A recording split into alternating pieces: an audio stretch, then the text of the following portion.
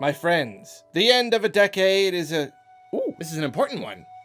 The end of a decade is a monumental event. In the grand scheme of the universe, a decade is naught but a speck of sand on a vast beach. But to us humans and monsters, it represents a significant portion of our relatively microscopic lives. 10 years is also a long stretch of time for the game industry. Trends come and go, companies rise and fall, but consistent throughout is the steady release of video games.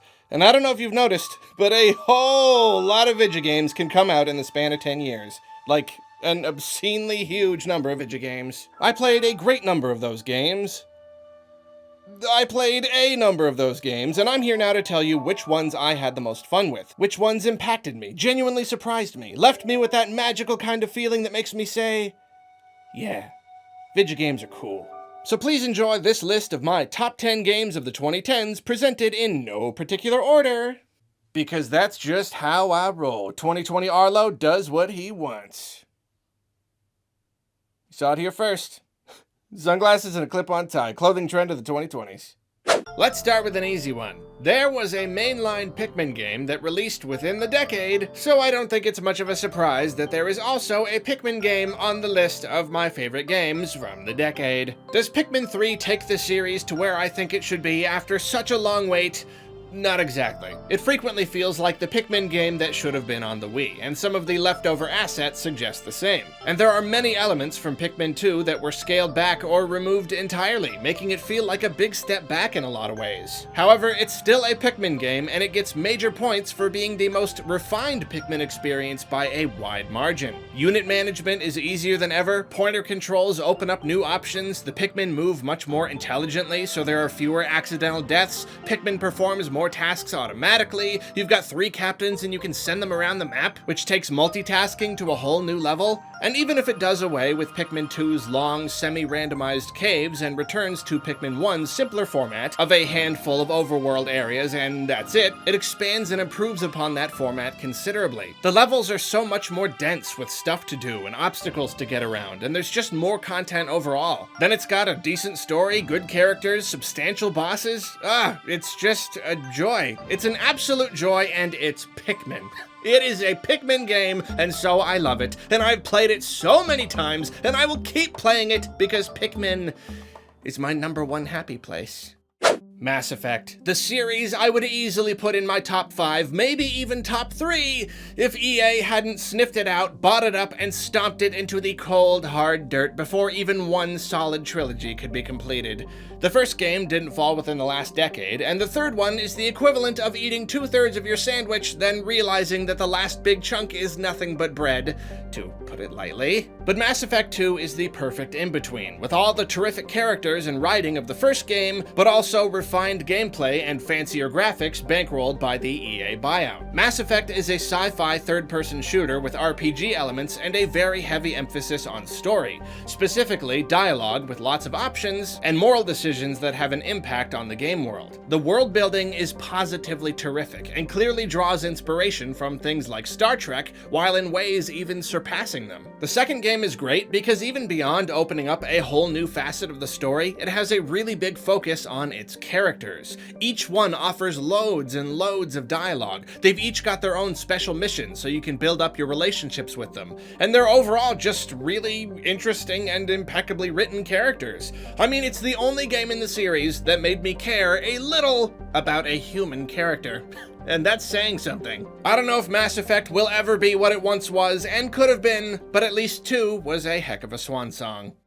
Dark Souls is a weird pick, I will admit. There are other games that I enjoyed more consistently, that I might have even scored higher at the time. It's easily the most flawed and needlessly frustrating game on this list. I've gone on about it before, but there are a lot of elements that waste your time for no good reason, and do nothing to enhance the experience in any way. Also, even basic gameplay elements aren't explained clearly, and I had to spend more time than I feel is reasonable reading guides during my playthrough. But the fact that I was motivated enough to get through the game anyway is a testament to just how special it is. And the more I've thought about the game since playing it, the more I've come to appreciate what it did for me. I don't generally like super hard games, and many of the bosses are borderline unfair, yet I still found myself trying them again and again, and each victory was a mighty triumph. The game just knows how to present you with challenges, then reward you for overcoming them and make you feel like you earned 100% of the victory yourself. And if anything makes the experience that much more amazing to me, it's the world. It's this giant, mostly interconnected place, and it's incredibly well designed. It's filled with shortcuts to open up, and I cannot even tell you how satisfying it is to press through a super scary, dangerous area, then right when you're at your wit's end, you open up a path back to comfort and safety.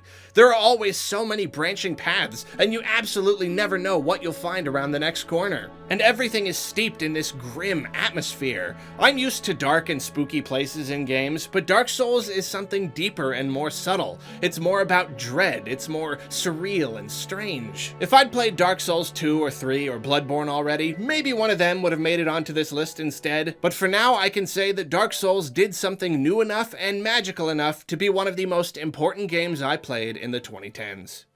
Last decade was the decade where Nintendo convinced me they were 100% done making sandbox-style Marios, only to pull a giant psych and give me a Mario game that not only returns to the format, but also drips and oozes style and creativity and gameplay variety. The massive number of moons to collect means there's always something to do, and that kind of pacing works really, really well for me. The capture mechanic presents so many new gameplay opportunities. The worlds are super colorful and fun, and even atmospheric at times. Despite being a Mario game, the story is solid with some incredibly fun surprises. And this might seem like a small detail, but Nintendo finally realized that 8-bit Mario isn't the only way to cater to nostalgia, instead offering Super Mario 64 throwbacks as well. Odyssey is almost everything I could want from a 3D Mario game, and even years later, it's still a little surreal that it exists. I thought I could see the direction they were going with Mario, yet all of a sudden it was like they read my mind and tried to make me happy specifically. I've played Galaxy 1 and 2 and 3D World a whole bunch, but I didn't connect with them the way I connected with 64 and Sunshine. The sandbox style is just that important to me, I guess. But Odyssey was like coming home. It was like falling in love with the little mustachioed plumber all over again. And I can only hope that this is the direction Mario heads for at least a little while longer. Resident Evil 7 is so good. That's my opener right there. It's so good. Something about it really, really meshes with me. I started with 4, so I always felt like I was missing out on the smaller, more tightly and carefully crafted level design and slower, more strategic combat of the originals. While 7 manages to give me everything I wanted, all while wrapping it up in a first-person package that heightens immersion drastically. In standard Resident Evil fashion, the graphics are incredible and the environments are packed with realistic details. The baker's house feels so real and lived in, so in a sense, the entire game is filled with hundreds and hundreds of tiny little stories about what happened to these people. And the game is scary. Despite having a pretty small number of different enemy types, it knows just how to ratchet up the tension and wring the most scary out of every situation. Then the story is really engaging, starting you out at 0, then slowly feeding you bits of info so you can piece the whole thing together. I also really appreciated the difficulty my first time through. There were a few incredibly tricky sequences, and even when I was moving through the game without dying a lot, it still felt like it was hard because the tension was so high and I felt like I had so few resources. It was the epitome of the edge of my seat experience, and overall Resident Evil 7 was easily the high point of the series for me during the last decade. Okay, you want to talk about games I spent a lot of hours on? Then we're talking about Assassin's Creed Black Flag. I think it's safe to say that it's one of the best pirate simulator games out there, and it's certainly the prettiest one. Here you have a staggeringly huge open sea, stuffed to bursting with islands and towns and cities. You can sail around blasting and boarding ships to plunder their goods, or leave your ship to raid storehouses and get in swashbuckling sword fights and hunt for buried treasure. I'm tempted to start listing all the piratey stuff you can do, but it would seriously take too long. Rest assured that everything you you could possibly do as a pirate is here. Basically, every kind of piratey activity is represented. So between the wealth of mechanics, the giant open world, and the absurdly plentiful Ubisoft-style collectibles, it takes a serious effort to actually run out of stuff to do. And the great thing is, I bought the game expecting to mostly ignore the assassin stuff, but I actually ended up liking it a lot, and it enhances the pirate stuff. You can climb up onto ships and scale the rigging. You can sneak into naval camps and save your fellow pirates. You can parkour your way through jungles as you look for chests. You can assassinate exotic animals. It's a ton of fun. Black Flag is one of those games I became hopelessly addicted to for a time, and I've already played it for countless hours, but I am eyeing that Switch version. No, resist. Must resist. I don't have as much time for games as I would like. I purposefully avoided Stardew Valley because it looked just like the kind of game I would want to spend way too much time on. Time that I simply did not have. But one day, Nintendo randomly gave me a copy, and I foolishly downloaded it, unable to resist any longer. I played it for no more than 10 minutes before Stardew Valley became my life. All my hopes and wishes and aspirations, none of them mattered anymore. All I wanted in life was to play Stardew Valley. Any time not spent playing Stardew Valley was wasted time. Any person who got in the way of me playing Stardew Valley was not my friend. I considered just deleting my YouTube channel and being done with it. I was on a plane at the time, and I was actually sad when the ride was over. Normally being stuffed between two other people on a hard seat in a tiny space for 4 hours is miserable. But suddenly, it couldn't last long enough. Seriously, that was how immediately the game clicked with me. The art style and the music mesh into this deeply peaceful atmosphere that somehow feels immediately nostalgic. The feedback loop of growing crops and selling them is intensely rewarding. There are a ridiculous number of mechanics and produce types and activities to get into, including a whole cave exploration and combat system. The days are a little short, which encourages me to be efficient and make the most of my time, but that efficiency isn't strictly required, so it never feels stressful or obligatory. Stardew Valley is just the best game. It's pure zen in video game form, and even outside of the last decade, very few games have ever captivated me so completely. Tomb Raider came out of left field. The game looked pretty cool when it was first revealed, even if it was just another one of those super high-budget, grand spectacle action movie kind of games. I'd played Uncharted and thought it was pretty alright, and figured this was probably the same basic thing. Honestly, I only played it because I heard there was a lot of treasure to hunt for, and that sounded like fun. But I slowly realized that it just happened to have a ton of features I really enjoy.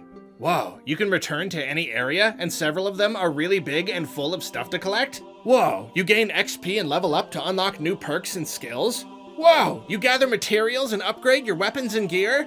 Whoa, you gain new tools to unlock new areas adventure style? Don't get me wrong, Uncharted is fun and all, and it comes out on top in terms of story and characters. But to me, Tomb Raider is just Uncharted times 10. Even on top of all those cool features, a very prominent aspect of the game is stealth using your bow. I always love to conserve ammo in games, and the bow is just really fun to use and makes me feel awesome, so its inclusion really did a lot to lift the experience up. It's a terrifically fun time, and it's a big budget AAA game to boot, so you get to enjoy all the gorgeous set pieces and silly action sequences and stuff. Have your cake and eat it too with this one.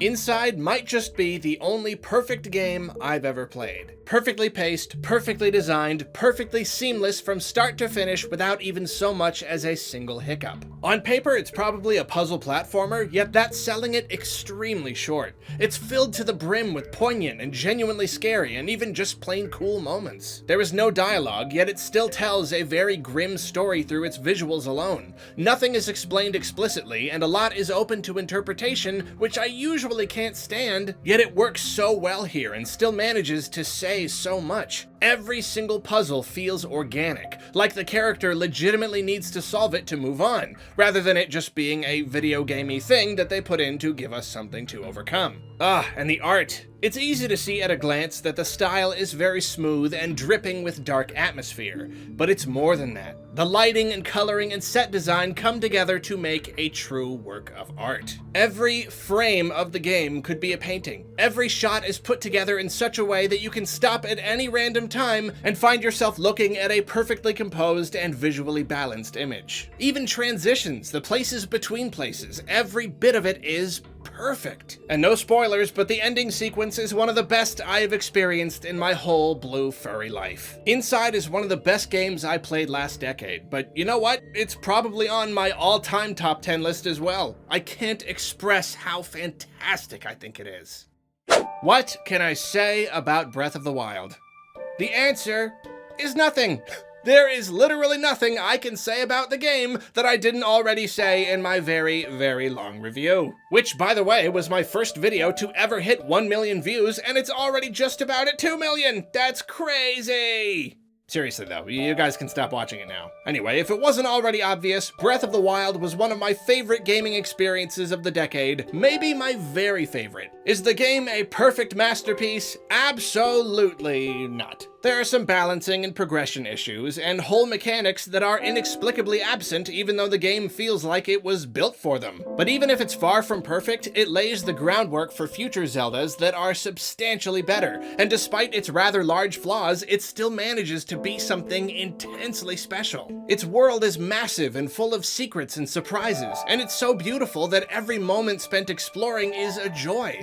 Combat is tougher and more involved than it's ever been, and the game utilizes a physics engine that makes it feel like one giant toy. It's the Zelda formula broken open and reworked so drastically that now it feels like the sky's the limit for Zelda. Now I dream of all the places it can go and all the things it can be, and because of this game, those dreams finally seem feasible. After a game like this, who can even guess what the future will bring for Zelda? If a Zelda game can be missing this much and still be so good, well, you get the picture. The older I get, the less often I feel those magical gaming experiences like I did when I was a kid. Those times when I become fully emotionally invested in a game. When the simple act of picking up the controller to play is a thrill. But wherever Zelda may go and however old I get, I'll always remember Breath of the Wild for making me feel like a kid again. Those are my top games, but the selection process was a grueling affair because naturally there were a lot of games I thoroughly enjoyed. As such, I'd like to indulge in a runner-up list. Here are some more video games that I thought were super duper cool in the 2010s. Donkey Kong Country Tropical Freeze makes a great case for video games as art, not because of art style or emotional impact like most games considered artful, but because of the synergy between its themes and its level design, which create an experience simply impossible in any other medium.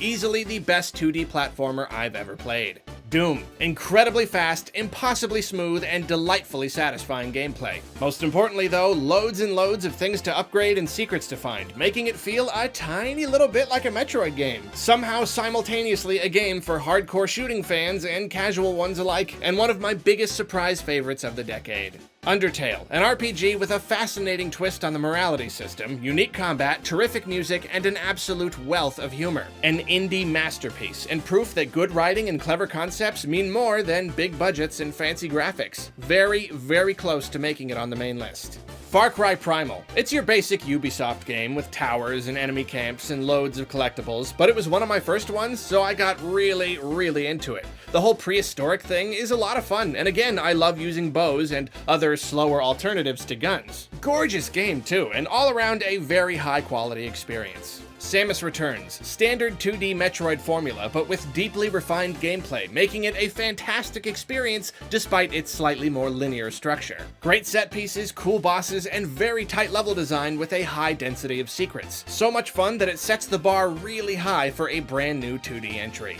Resident Evil Revelations 1 and 2. On this list purely because of how much I played each game's raid mode. Resident Evil gameplay, but with tons and tons of levels to play and challenges to beat, and very satisfying leveling and weapon upgrade systems that add some RPG fun to the mix. Well over 100 hours in each last time I checked. Skyrim, the ultimate time sink. One of the first true open world games I played. There's such a staggering amount of stuff to do, and if you're a meticulous looter like me, you can spend a lifetime just looking in jars. Mix that open world and addictive gameplay loop with the terrific writing and world building that's standard for Elder Scrolls, and you've got a game that can eat up way too much of your life if you're not careful. It's certainly eaten up a whole lot of mine. Yoku's Island Express, an extremely clever mix between pinball and Metroidvania, so perfectly executed that it's somehow surprising it hasn't been done before. The visuals are gorgeous, and there are some very eerie characters and moments that give its joyful aesthetic something of an edge. A wonderful time from start to finish.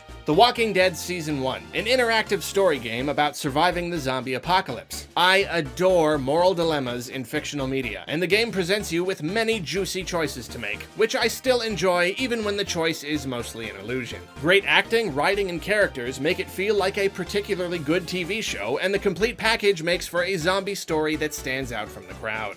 The less said about the Stanley Parable, the better, because going in blind was part of what made it so fun. Suffice it to say, though, it's extremely funny, extremely clever, extremely unique, and a game that anyone and everyone extremely needs to extremely play. Before we go, one more thing. My editor, Kane, has been working hard behind the scenes for over a year now, so I've asked him to give us a quick rundown of his favorite games of the last decade too. Take it away, Kane! Hello, how's it going? I'm the editor. Nobody really cares about my opinion and you're already thinking about clicking off this video, so let's hurry up and get this over with, shall we? Number 5, Rayman Legends is a side-scroller with a ton of passion, charm, energy, and creativity. The art style is fantastic, with gameplay that rewards tight movement and speed in a really cool way. I like it a lot, and there's genuinely just not a lot of side-scrollers quite like it. Number 4, Doom is a game that cuts right to the bone in terms of story and gameplay. It's a high-octane adrenaline rush of blood and guts and big guns, and I can't recommend it enough. If you want to hear me talk about it more, I reviewed it ages ago. I don't remember if the video's good, but I reviewed it so you can watch that if you want. I don't know. Number 3, both a love letter to a franchise of films that I love and a genre of gaming that I love, Alien Isolation is a supremely high-quality game in every sense of the word. Both terrifying and exhilarating in equal measure, it's a game I genuinely didn't want to end. A lot of people complain that the game was way too long. Yeah? Good! I wish it were longer! We're never going to get the sequel that we desperately need, so I'm savouring every second that we got. Number 2 is the incredible Portal 2. Even though the story to Portal 2 is like 8 hours long, I have almost 400 hours logged into this game because I love it. It's just that good. I mean, it helps that there's a level editor mode, but you know, I like it, I play it a lot, it's good. I don't have close to enough time to talk about why I love it as much as I do, so go watch my big passion project retrospective on Portal. Kane loves Portal. I put a lot of time and work into it, and I like it a lot. If you like Portal, you'll maybe like that. If you don't like Portal, watch it anyway, I don't know, I've worked really hard on it. And my number 1 favourite game of the decade is, in my opinion, an example of video games as a medium at its absolute best. And that's Bloodborne. It is soaked, it is drenched in atmosphere, rich with dread, and the gameplay is exquisitely fine-tuned. The lore and the world building, should you even choose to look for it, is impeccable. The world design and the boss design, oh, forget about it, man, it's amazing. One of these days I'm gonna have to do a massive video talking about why I love Bloodborne as much as I do. A big fat review, if you will, because there's no game finer than Bloodborne, in my opinion anyway. And those are my top 5 games of the decade. Here are some honourable mentions. They were the honourable mentions. Back to you, Arlo. Thank you, Kane, and thank all of you for watching. Be sure to give me your own top 10 down in the comments, and here's to another objectively minuscule but relatively long decade of cool video games. Now, if you'll excuse me, I'm gonna go hang around the mall until all the teenagers start copying my style. That's how you start a trend, right?